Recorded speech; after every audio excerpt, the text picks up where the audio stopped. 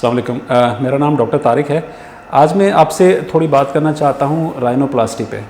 बहुत सारे पेशेंट्स इस बारे में जानना चाहते हैं और यहाँ के मालूमात भी लेते हैं और वीडियो कंसल्टेशन में भी राइनोप्लास्टी के मतलब काफ़ी सवाल किए जाते हैं। मैं बहुत सिंपल अल्फाजों में आपको बताना चाहूँगा कि राइनोप्लास्टी है क्या और इसकी जो रिलेटेड डिटेल्स हैं वो क्या हैं।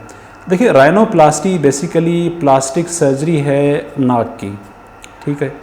इसमें कई तरह के पेशेंट्स होते हैं। एक तो वो हैं जो कि पैदाइशी तौर पे अगर किसी को प्रॉब्लम है कि पैदाइशी तौर पे फ़र्ज़ करें कि किसी के जो है वो नाक में टेढ़ापन आ रहा है या बचपन में कोई एक्सीडेंट हुआ है या कोई ट्रॉमा हुआ है जिसकी वजह से नाक में टेढ़ापन आ गया है या नाक की खूबसूरती में कमी आ गई है, तो उसके लिए जो प्रोसीजर है वो राइनोप्लास्टी की जाती है।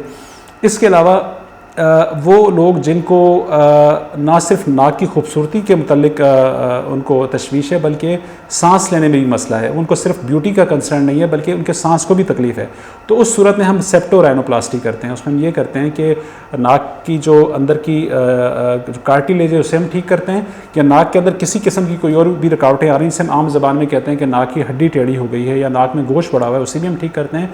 और एपरेंटली जो है वो नाक को ज़ाहरी तौर पे उसकी जो खूबसूरती में इजाफा की जा सकते हैं वो हम करते हैं।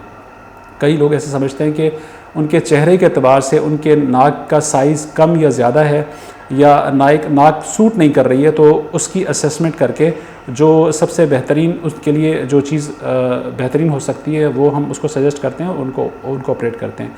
मेरे पास जो पेशेंट आते हैं राइनोप्लास्टी के लिए उसमें बहुत ज़्यादा टीनेजर्स हैं, फ़ीमेल ज़्यादा हैं उसमें, और इसके अलावा जी जो नॉर्मल पेशेंट हैं उनमें भी फ़ीमेल ज़्यादा हैं जो कि कंसर्न होती हैं अपनी नाक की ब्यूटी की वजह से। कई लोगों को बचपन ही से कोई ऐसा ट्रॉमा लगा हो तो नाक की हड्डी टेढ़ी होती है, या बचपन में कोई ऐसा प्रोसीजर हुआ होता है जिसकी वजह से नाक जो है वो अपनी प्रॉपर उस जो एक उसकी परसेंटेज होनी चाहिए उसके फीचर के लिहाज से वो डिस्टर्ब होती है, तो उन तमाम चीज़ों को हम डील करते हैं। तो अगर आप राइनोप्लास्टी में इंटरेस्टेड हैं और आप समझते हैं कि राइनोप्लास्टी की आपको ज़रूरत है तो आप कंसल्टेशन के लिए हमसे रब्ता कर सकते हैं।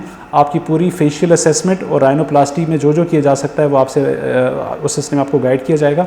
और राइनोप्लास्टी जो प्रोसीजर है उसमें बज़ाहिर कोई कट नहीं लगता है और किसी किस्म की कोई ऐसी कटिंग सामने नहीं होती है, फील नहीं होता है कि आपने सर्जरी की है।